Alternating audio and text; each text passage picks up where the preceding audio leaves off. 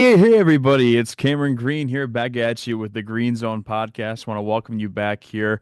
We are back after a 2 week break. We let Thanksgiving settle. And unfortunately, we're on a Friday this time. I know I usually record and post on Thursdays, so bear with me here. We're a day later than we usually do.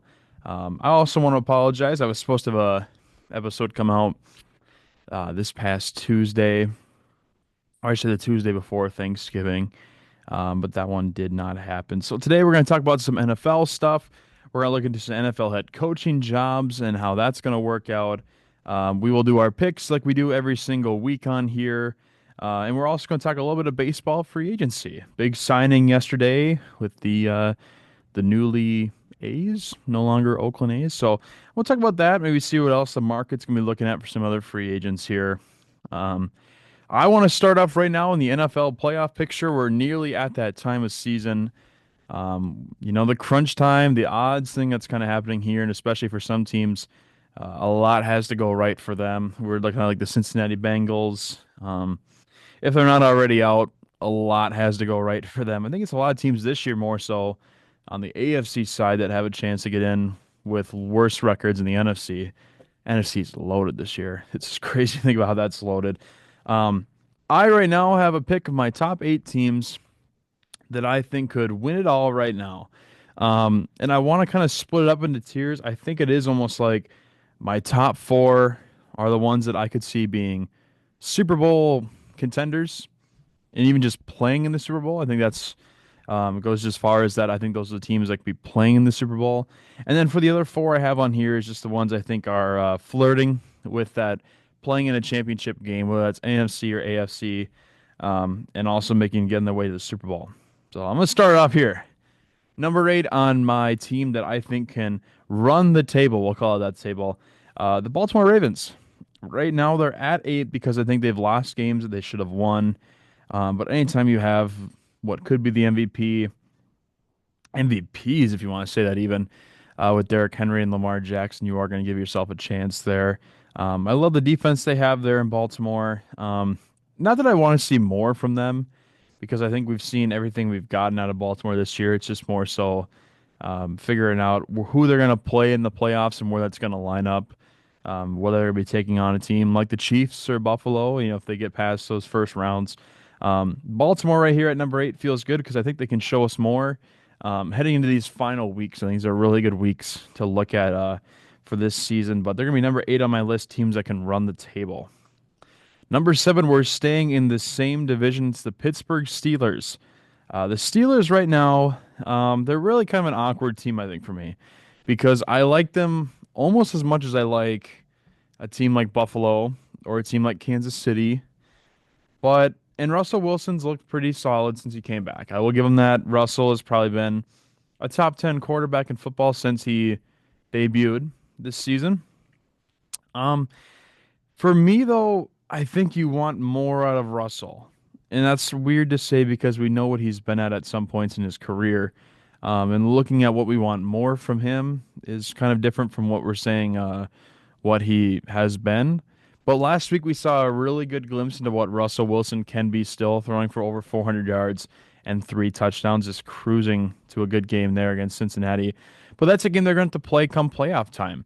They're either going to have to play in games that are final scores of 20-17, 14-13, those close games.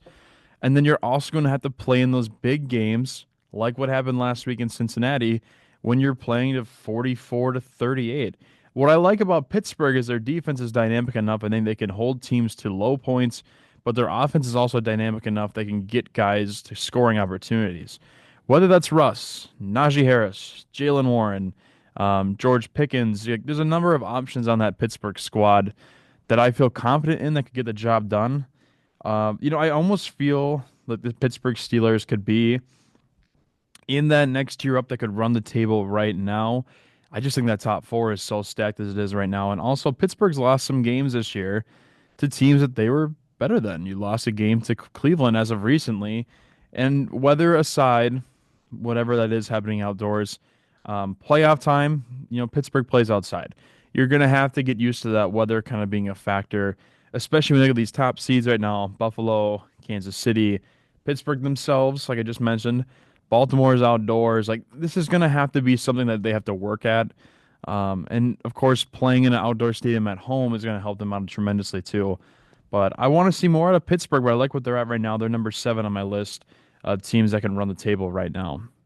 Number 6, we're going now to we're staying in the North, but now going to the NFC. It's the Green Bay Packers. And last night, in a close loss against, I think, football's best team, the Detroit Lions, right now, Green Bay showed they have the depth to do it because for most of the year, talking about receiving wise, Jaden Reed's kind of answered the call to be that leader of that receiving core. And when you look at last night, it's Christian Watson. Tucker Kraft's had a really good year, but Tucker Kraft and Christian Watson really carried that offense. And Romeo Dobbs and Jaden Reed. I mean, I don't think Jaden Reed had a catch last night. He's had weeks against Philly early in the year when you're having 10 receptions, they're going over 100 yards, they're catching a pair of touchdowns. And for fantasy owners like myself, I have Jaden Reed in a lot of my leagues. It's such a frustrating game to play because will he get 30 or will he get 7? Whenever I play him, he gets about 7 or 8. Whenever anyone else plays him, he gets about 30. But it's just the way that cookie crumbles there. So Green Bay has a lot to beat you with, especially with Josh Jacobs on the ground having almost 4 touchdowns last night too. But Green Bay right now feels like they're in a spot they can compete with any team in the North. And any team really in the NFC. Like if Green Bay gets paired up against Detroit again, or they get paired up against Philadelphia, Minnesota, even though you know how that works somehow, some way. I feel good about Green Bay. I really do. And I had them coming into this season being the second. I actually had them winning the NFC North, and the Lions, I had them finishing second. But Green Bay right now feels like they're going to be a pretty good team come playoff time, pretty deadly. You have to watch out for them. Number 5 on my list, the Minnesota Vikings. I keep going on here every week. I come on every week and I say how wrong I was about the Minnesota Vikings. And in my heart, I'm a Minnesota guy. Okay. Minnesota is my home. The Vikings are my team.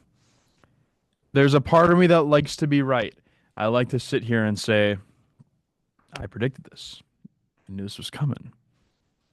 You know, um, when Joe Flacco came into a game this year earlier for Anthony Richardson, I predicted it on here. You can go back and watch the film. Mm-hmm. By God, I felt good.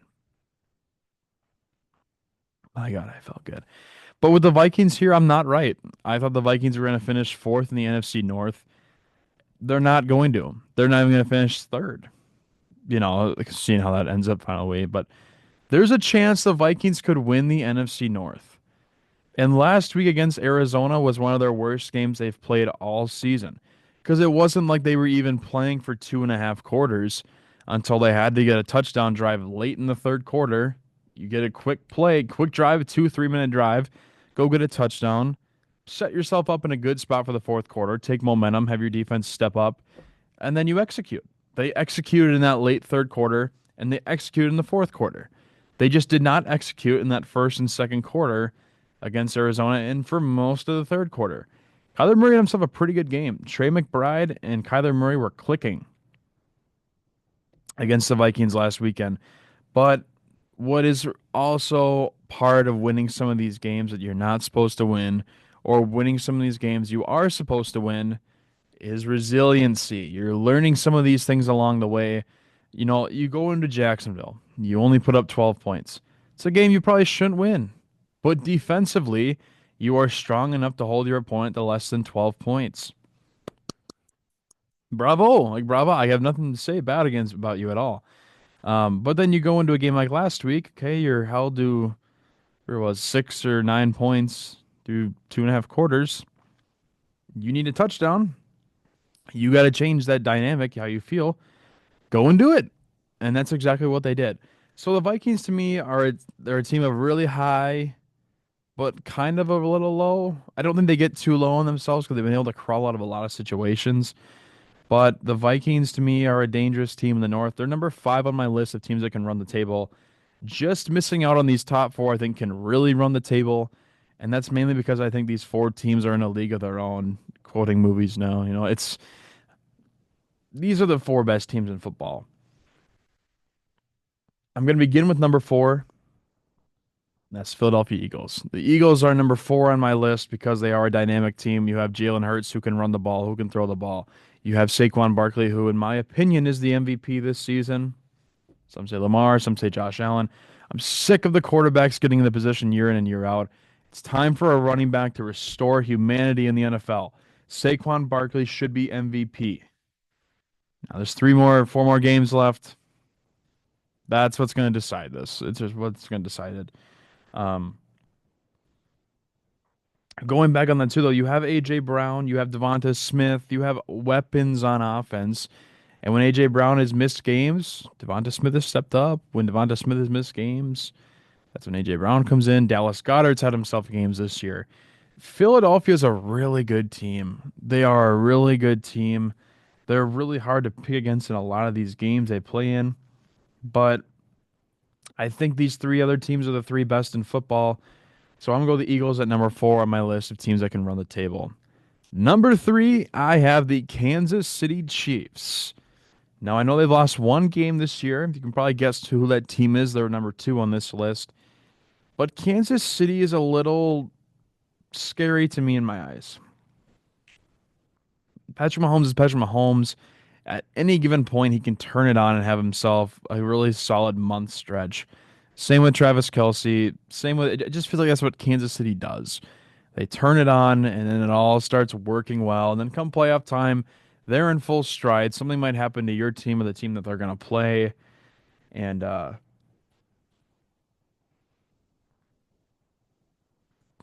that's just really what people want to rip on them for. But like I said with Minnesota, they're a resilient team. They know how to win. They know what they're doing.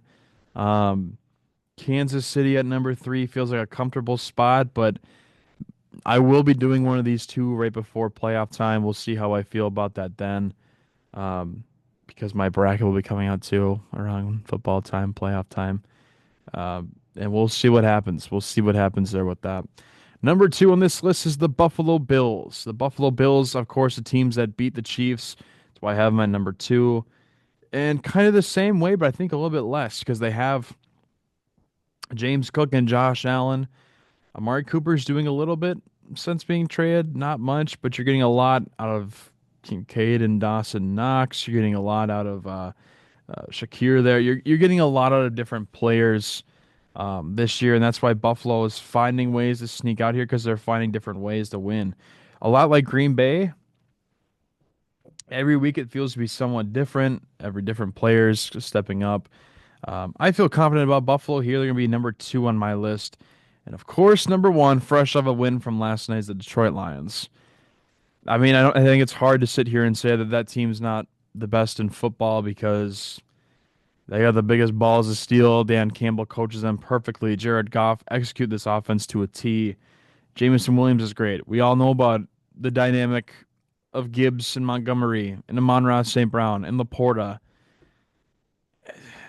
It doesn't feel like a lot of teams are going to get in the way of Detroit come the end of the season. Maybe that last week or so when they're trying to find out what seeding they are, if they've locked up the number one seed. Yeah, we'll see different guys come in. We'll see that. But like right now, Detroit, that's number one team. So they're gonna be my number one team, my favorite on teams that can win it all and run the table right now. So we're gonna stay in the NFL for this next segment here. I want to talk about head coaching carousels because from the last time I talked to you guys, Matt Eberflus got fired in Chicago. And I was thinking to myself, there's openings, I think, in the NFL right now. Um,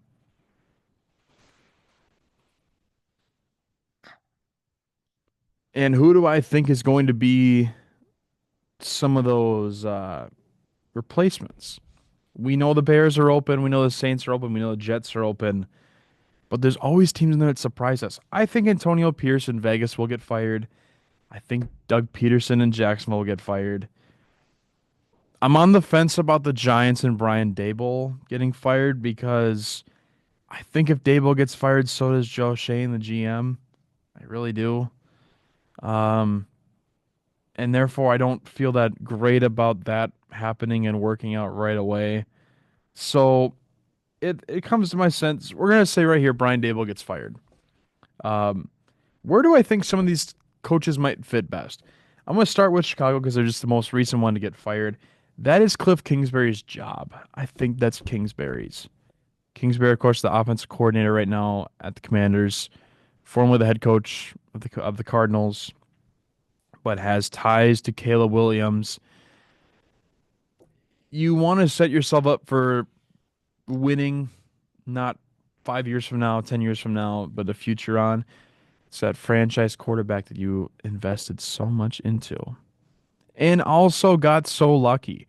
You got really lucky that Carolina sucked last year, and you got the number one pick to spit on your shoes. Otherwise, you might be having Justin Fields again. Cliff Kingsbury feels like the short answer, the right in here to be the Bears head coach. We can argue Ben Johnson and Eric Bieniemy to maybe get coordinator jobs there. I mean, Ben Johnson will get head coaching jobs, but Bieniemy probably has to earn himself a coordinator job somewhere. But I think Cliff Kingsbury will lead that charge to be head coach of the Chicago Bears. So I'm predicting right now Chicago Bears will be Cliff Kingsbury's in a few weeks or months, I should say. The New Orleans Saints are a bit of an interesting one to me because I think you're going to find a guy who wants to be a defense first team. I think that's the way New Orleans has always kind of been post Drew Brees. They've been kind of fiddling around trying to find their franchise quarterback for a long time. And I think right now, when I look at what I have on my computer written down and stuff, um, the Saints, I think, are want to go get their franchise quarterback this season. There's a lot to pick from. I don't think Shador Sanders will be there, but like Cam Ward, Carson Beck, Jalen Milroe, there's going to be quarterbacks there, and go and get your guy. And I think it's going to be a lot like last year. There's a premium on that quarterback position. It's going to cost New Orleans to move up if they want to sit where they are right now. Um, that's really what that is here. But I think this head coaching job right now, a lot sits on. I'm going to give it for Brian Flores, defensive coordinator right now for the Minnesota Vikings. I think Flores right now is a perfect guy for what New Orleans wants to be on defense, and then you get the right guys on offense that can kind of fix that thing up right now. I mean, if you look at for me, New Orleans can win itself a few more games here this season. Do you really want to? That'll be tough to see of what they really want to do. But I think New Orleans right now and Brian Flores sounds like a really good fit. The Las Vegas Raiders, like I say, I think Antonio Pierce will get fired. Um, I think you're going to want a coach that changes culture. That's the big thing. Um, Not necessarily that wants to find themselves a franchise quarterback. Aiden O'Connell's played okay this year. I don't know why they're paying Gardner Minshew as much as they did. I love Gardner Minshew, but I don't know why they paid Minshew as much as they did. I just frankly don't understand it that much. Um, but where I'm looking at here is what comes in the front to my mind. It's either Ben Johnson or Aaron Glenn, both coordinators there with the Detroit Lions this year. I think those guys would flip the culture around in Vegas and maybe get themselves back on the right side of things. Pencil me in right here for Ben Johnson. I think Ben Johnson will be a good fit there. That'll be exactly what the Vegas Raiders have been looking for. Jacksonville Jaguars, one word, Belichick. I think Bill Belichick goes to Jacksonville and shows everyone what Trevor Lawrence could be. We've seen glimpses of Trevor Lawrence at times in his career there at Jacksonville. And I think we've seen when Jacksonville was good there for a few years with Blake Bortles, but I want to see some more out of them. And I think Bill Belichick will be the perfect job for him to come in and change things. It can be up and reset the franchise, but not have to commit to rebuilding. They suck right now. Jacksonville sucks. I think Bill can help that out with a 3 to 5 year plan because are you really going to have the patience for a lot of other coaches besides Bill Belichick? Now we'll see what happens with the Dallas Cowboys. I don't know if McCarthy's going to stick around there because Belichick might be on his way to Dallas if that happens. I mean, it's tough to say right there, but like right now, Bill Belichick to me feels like a good fit in Jacksonville.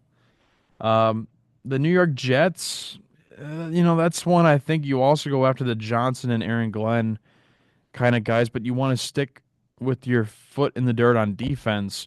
That's where I think if Ben Johnson goes to Vegas, Aaron Glenn goes to the Jets because they have a really good defense right now. And I don't doubt that Robert Saleh, who got fired this year, will find himself a coordinating job defensively elsewhere this year. I think he's going to be a highly marketable guy to get a head coaching job. I think a coordinating job. I think even a head coaching job. You could argue for Robert Saleh, um, but there in the Jets, you're looking at that one. I'm gonna go with Aaron Glenn. I really am. And I just thought to myself, right now, I just said Cowboys, throwing it out there. I think a guy who's gonna be a good fit for Dallas. I don't think McCarthy's sticking around, and if he doesn't, I'm gonna go with Mike Vrabel. I think Mike Vrabel is a perfect head coach for what Dallas needs to do. Resurrect themselves, bring in some new blood, get some new things going. We're always surprised by a few teams that want to change the culture and change things. There will probably be a few teams that coaches get fired that we won't expect right now, and it'll throw us for a loop. And I'll be sitting here talking to you all on in January, and I'll be just shocked. I'll be floored that all these things had to happen. But nevertheless, that's where we're gonna be at right there. That's where I'm gonna stick out here for the NFL head coaching carousel for now. We're gonna move on to our NFL picks for the week. Disregard that I did not get yesterday's pick in here. Like I mentioned, couldn't get in yesterday to record, but we're gonna look at today's. Um, Actually, last week I had a pretty good week for my picks, which was kind of a shame I didn't really come on here and do um, my weekly picks. Couldn't get on here to do that because in terms of in the normal, this straight up, I had a perfect week. I was pretty proud of myself. Give myself a little, so let's do it right here. A little high five there. All right, let's get on here to our picks for this week. We're going to start off with Jacksonville and Tennessee. Tennessee is 3.5 point favorites over Jacksonville. And looking at here, I'm going to take the Tennessee Titans in the straight up and the spread. Doesn't look like Trevor Lawrence will play the rest of the season there for Jacksonville, having to sit out for the rest of that year. Tennessee give themselves another win this year. They'll fall in the draft process there. But I think they will win this one by 3.5 points. So Titans in the spread and Titans in the straight up. New York Jets and Miami Dolphins. Dolphins are 6.5 point favorites over the Jets in Miami in an AFC East battle. Looking here, if Tua's playing the way he has played the last 2 weeks, it's been pretty solid for him. Get him back to warm weather. The Jets are looking to continue to tank on this season. I'm going to take the Dolphins in the straight up, Dolphins in the spread over the Jets. We'll get that one there. Big battle here on Sunday. Kirk Cousins returned to U.S. Bank Stadium against the Minnesota Vikings. And the Vikings are 4.5 point favorites this week. And I think they're going to get the Cousins. Cousins is struggling lately, and I think it's going to be evident here. It's going to be a tough environment for him to play in. Will they boo him? Won't they boo him? Tough to say. But I'm going to go Minnesota Vikings in the spread here at 4.5 points. And I will take the Vikings in the straight up over the Falcons this week. New Orleans Saints taking on the New York Giants at 4.5 point favorites on the road there at MetLife Stadium. Looking at here, the Giants, I think, want to continue their losing streak. We're at the point in the year where these teams have to lose. They have to keep losing games. And I think the Giants are in that same spot here. So I will take the Saints here in the spread and the Saints in the straight up at 4.5. Next game on our list here is the Carolina Panthers taking on the Philadelphia Eagles. The Eagles are 12.5 point spread favorites over the Panthers here.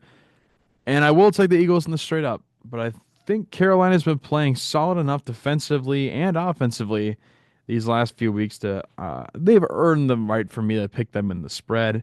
I'm going to take Carolina to cover the 12.5 point underdog spread, but I will take the Eagles to win this one straight up. Cleveland Browns, who are 6.5 point underdogs against the Pittsburgh Steelers, heading into Pittsburgh. Tough environment to play no matter what kind of game it is. It's a division game. So I'm going to take Pittsburgh this week in the spread at 6.5 points. I also take them in the straight up one as well. A pretty quick one for me there. Las Vegas Raiders are 7.5 point underdogs going into Tampa Bay, where I think Tampa Bay needs to finally start picking it up and getting the ball in motion here, as we say, get to the end of the year. And Vegas, of course, just like the Giants, they can need to continue to lose.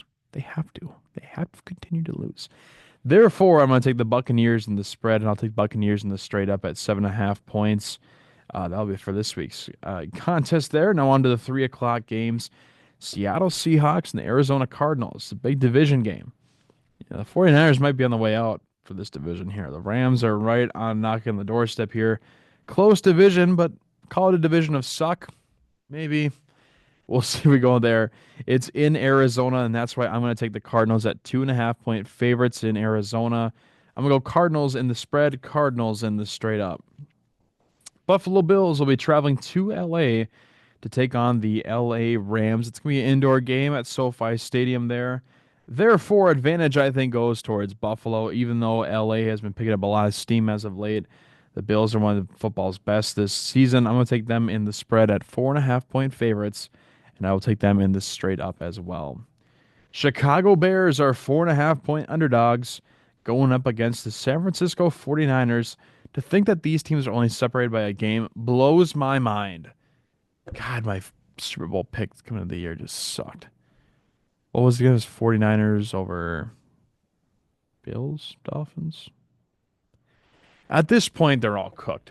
Back to the picks here. I'm going to take the 49ers in the straight up in this one. I think they need to win this game. But Chicago will play a close game with them. I think they will cover the spread at 4.5 points as underdogs. And Sunday Night Football for this week, the Kansas City Chiefs taking on the LA Chargers. It's in Kansas City, which, much like the Cardinals game, gives me the upper hand towards Kansas City. I'm going to take Kansas City in the spread, Kansas City in the straight up to cover that 3.5 points. And Monday Night Football, the Dallas Cowboys are back at home against the Cincinnati Bengals. I think Joe Burrow in an indoor stadium here at this time of year will be lighting it up. He's at an MVP kind of caliber season. I'm going to take the Bengals in the straight up, and I'll take Bengals in the spread at 5.5 points. So those are my picks here. We can lock them in for this week on ESPN's Pigskin Pick'em. If you don't play, you should play now, but I think kind of late in the season. But you can follow along with me and do my picks with me. I appreciate anyone who really listens to these and tunes in week to week. It's been a fun time this year. As we approach the end of this NFL season, it's weird to say that is going on so quick here.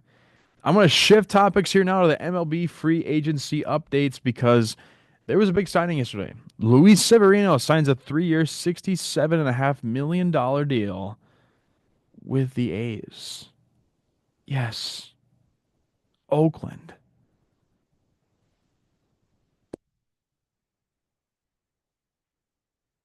I don't think Luis Severino was on my predictions here for this. I did my MLB free agency predictions a few weeks ago. But if he would have, Oakland would probably one of the last ones I would have chose. What a slap to the face, though, for Oakland, too, to basically say, I will invest in you once we're out of Oakland. That is so sad because you had such a good team there in the early 2010s and so good players. Marcus Simeon, Josh Donaldson, Sean Murphy, Matt Olson. There I need to go on. Such good players, such a good team. And then you sold them all before they even got any good as a team. Like they got to click in their primes. Really avoid paying anyone. Listen, for Luis Severino, I think it's a W for him that he can get $67 million, 67 and a half, whatever it is in there. Because if Oakland struggles this year or next year, they can simply flip him on a trade deadline and get some players. And for Luis Severino, you do, in my head, it's the philosophy, you sign the contract not for the team. You only play once every 5 days. You are instantly the ace of that rotation. You will be the opening day starter. You get a lot of cool perks of being the Oakland A's guy now, or Sacramento A's. I'm just gonna call them the A's. I think that's what they're going by. But you get to be the A's #1 guy, and for a big hefty price, their largest guaranteed in franchise history. Why not go there? I think for Luis Severino, it's a really good pickup for them. But for the rest of the A's, it's kind of a head scratcher because they're not really in contention to compete, unless they think they are. I think the A's this year are kind of like Kansas City last year, except Kansas City has a real superstar. I don't really know if, the A's have that. Lawrence Butler went off in the second half. He could be that guy, but I don't really know here as well. I think over last time I talked to you, Blake Snell signed with the Dodgers in that sense too, and For baseball fan like me, and for fans, I assume for anyone watching that follows the game of baseball, it's frustrating to see 26 teams get ostracized because they can't defer $1 billion the last two off seasons. Really, it's tough. I come up from a fan base again here in Minnesota, not a big history of spending money. Maybe look at the Midwest in baseball. Milwaukee doesn't spend. Cincinnati don't spend. Cleveland hardly ever spends. The White Sox are cheap as hell. The Cubs are fine. If you want to count Midwest too, St. Louis is fine. But Kansas City don't invest that much. Like there's a lot of teams in this market. It's not the easiest to be a big market area. You can be big market of the Midwest, but you're not big market in the rest of the country. It's hard. If Juan Soto wants to go play for the Dodgers, well, then I think everyone else should just bow down to them because they're building an empire. And who knows? Like what franchise can sit there and say, "Yeah, I got $1 billion 10 years from now." Not many.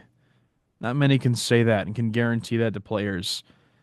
The Dodgers are hoping they can, and of course, too. I think it's genius because you just put that money aside and you earn interest over it, over time, so you will profit. It's smart, but what team other than the Dodgers or the Yankees or the Mets or the Red Sox will actually do that? Nobody. Nobody. So it's frustrating. I'd predicted Blake Snell to go to the Rangers. That one, of course, did not work. Another one I got wrong a few weeks ago. Yusei Kikuchi, I had him going to Minnesota. Listen, if the Angels are going to give Yusei Kikuchi over $20 million, that's have at it. Go ahead and do that. Uh, it's frustrating, though, for a baseball fan to look at what the Dodgers are doing and say that is really fair because we know there's never going to be a salary cap in the game of baseball. It's just the way it's going to be. But I don't know. We'll see what Juan Soto wants to do. They say he might sign here by this weekend. So maybe when I see you guys next Thursday, we get in here and record. Juan Soto will be a Yankee, a Met, a Red Sox. He better not be a Dodger. He better not be a Dodger. All right. I just want to thank you guys for tuning in this week on the Green Zone podcast. Once again, I'm Cameron Green, the host of this program. Follow us on our YouTube channel at Green Zone Pod and our Twitter page also at Green Zone Pod. Cameron Green signing out for this week. Thanks for tuning in, guys. We'll see you next week.